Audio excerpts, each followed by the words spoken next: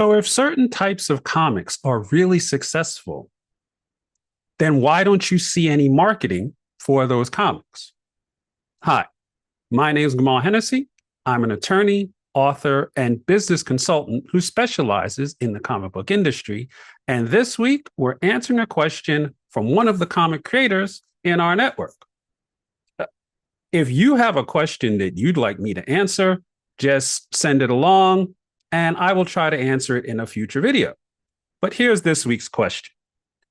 We know that DC, Marvel, and the independents make up around 10% of US comic book sales per year, with manga making closer to 50%, and the other 40% is young children's comics, the scholastic types of comics, Dog Man, Captain Underpants, things like that. The kids market is enormous, but where do you see it marketed? They're not at big conventions, and there are no children's comic book conventions. Is it librarians? Is it book fairs? Is it word of mouth? It's a huge market. It's just as viable as any other type of comic where you see traditional marketing.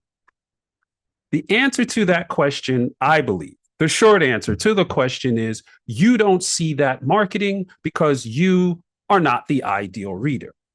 Now, in Comics Experience, we talk a lot about marketing comics specifically to your ideal reader and not to the general public. Your ideal reader is the person who fits the type of comic you're creating in terms of their demographics, psychographics, generation, genre, and format.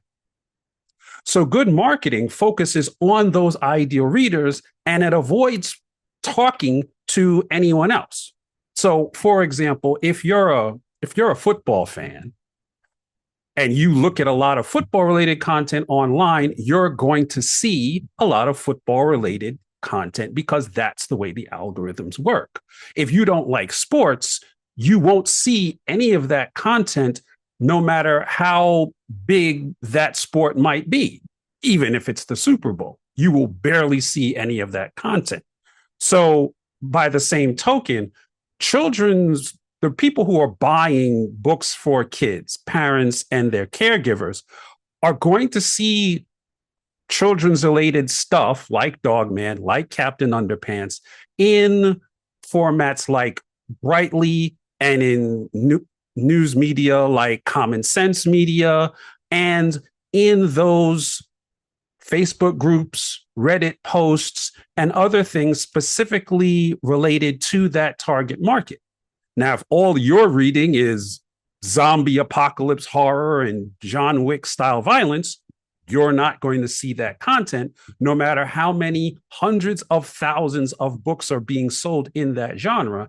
And it is, as the question pointed out, it is a very big genre. So the lesson is, if you're creating comics and if you're publishing comics, you have to match your marketing to your ideal reader and focus on that small group and ignore everyone else. Because if you try to talk to everyone, you will wind up talking to no one.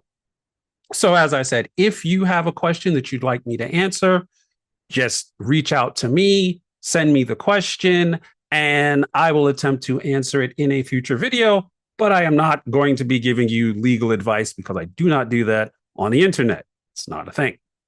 If you do have a legal question about your comics or your comic book career and you'd like to set up a one-on-one free consultation, you can use the information that's in the show notes.